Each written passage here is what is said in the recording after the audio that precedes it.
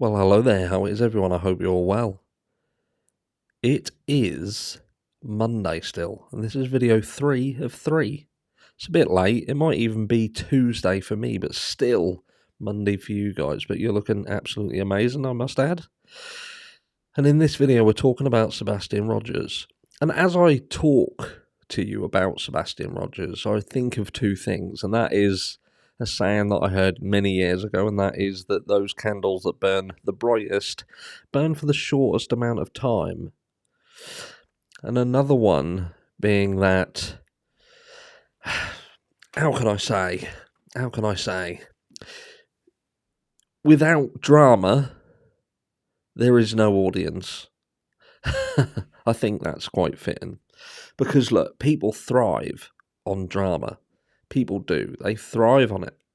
And when a case comes with that baggage, it's all the more interesting. And it's those things that make it more virulent and it explodes.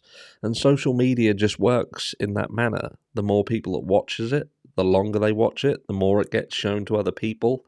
And the more and more and more it goes out and out and out and out. So as I make this video, I know that I'm going to be talking to a small audience because this isn't going to be about the drama. This isn't going to be about Wienergate. It's not going to be about those things. It's going to be going back to bare bones, and that is talking about the young boy who is the important element in this case, and that is Sebastian. Because I don't give a fuck about Tony. I don't care about the issues between the parents and the step-parents and what they are and aren't doing, because we see it all the time. We see these cases. We saw the Summer Wells case and the behaviour of her family, the Michael Vaughan case and the drama around that situation, Harmony Montgomery, Oakley Carlson. Do we need to go on? Arthur Labinio Hughes, Star Hobson. All of these children that succumb to either a death at the hands of their family or they go missing at the hands of their family. And look, I could go on and name more and more and more, even Madeleine McCann, for instance. All of these children that something happens to and the parents are at the forefront of it. So this video isn't about that. It's about going back, like I say, to bare bones and thinking, right, look, what happened? What really happened? Because there's only so many options. Statistically, it would say that the parents had something to do with it. Now, we'll stick a pin in it and we'll come back. But what are the alternatives? What are really the alternatives if the parents are not involved? Because it's important to establish that there are alternatives, but statistically the odds are against them. So look, did Sebastian run away of his own accord, decided on that night, I'm out of here? Does that make sense in his story? Well, let's think about it. If he hadn't planned it, and this was just a spur of a moment thing, something happens on that night, and he explodes in rage, in anger, and he runs out. That would explain why he hasn't taken shoes. He's not taken anything with him. He's just vanished off the face of the planet because he's left in an anger and he's just gone. But without planning, I believe that he would have been found by now. He would have been found. Because with no plan and a young autistic boy, yes, they can be resourceful, but that resourcefulness will only take them so far. And what was he looking to do? I've said this previously. What? To go and live in the mountains somewhere as like a Grizzly Adams type character? I don't believe that a boy of his age would have been in that mindset. Yes, he may have been angry. He may have ran out of the house and ran down the road, ran away, or ran round somebody's or to get someone's attention. I don't believe he would have ran away and not been seen again. Now, could he have been grabbed by someone else? There again, there's a possibility of that. But again, I think that he would have been found by now. I just think that he would have been found by now. Another one, what people have toyed with is, was he lured away? Lured away. Again, what, somebody came to his house on this specific night and decided to what? Stand in the garden with a bar of candy and tell him to come out? Or was he building a relationship behind people's backs and this was a plan and he was lured away? But again, if this was planned, then why didn't he take anything? Not even shoes. So that to me doesn't make sense. Did someone enter into the house and take him away? I don't think so. Because as much as Sebastian, I'm sure, was a lovely boy, and we all want him to be found, the risk versus reward, I just don't think that Sebastian would have been somebody that you would have gone into the house to take that huge risk to take a young teenage autistic boy. I just don't see that. I don't see it. Statistically, for me, that's real low. And beyond that, there isn't really many other alternatives that are not grounded in statistical facts that don't point at the family. Because sadly, any scenario that includes the family are the scenarios that hold the most weight here.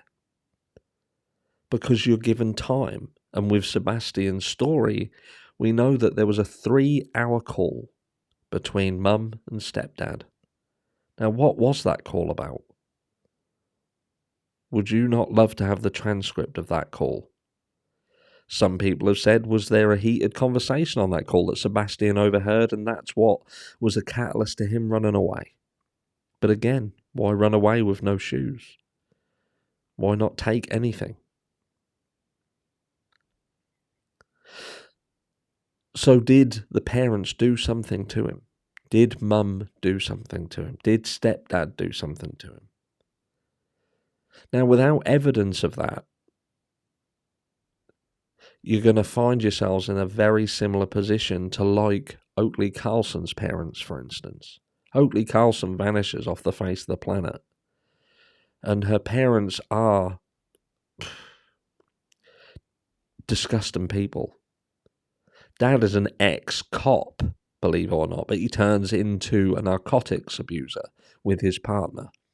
Now, they're incarcerated at the moment purely because of charges put against them with regards to their other children. But Oakley, nowhere to be found, nowhere to be seen. But they can't prove anything. Law enforcement cannot prove anything. Summer Wells. Law enforcement can't prove anything. And why can't law enforcement seem to be able to prove things in these cases?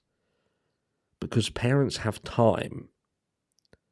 Sometimes the absence of evidence is the loudest evidence.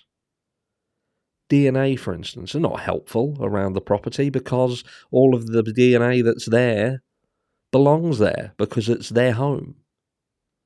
Sniffer dogs sniffing for scents of people. They all belong there. So there's nothing alien. But when things are not picked up that are alien, again, there lies the problem. And that's why parents continuously get away with these scenarios, because law enforcement cannot prove anything. And it takes somebody to slip up or to tell on someone. But even if they tell on someone, they still need proof. It's not what you know, it's what you can prove in court. But what I've learned, when you take away all the noise, all the craziness, the circus, is that Sebastian Rogers vanished off the face of the planet. And again, strip everything else away. He either walked, he was taken, or he was killed. And statistics are seldom wrong. Now, that's my opinion, just my opinion. and my opinion doesn't mean anything. And I'm entitled to my opinion. Because as time progresses and we get that acute absence of any kind of evidence, it makes me think, who are the people who were the closest, who are less likely to leave evidence, and are going to be the hardest to prove did anything wrong? You tell me. But what do you think? What happened to Sebastian? Where is Sebastian? Will we ever truly know? And is Sebastian just going to be another child that vanishes and no answers are ever given? I don't know. Let me know down below, and I'll catch you all in the next one.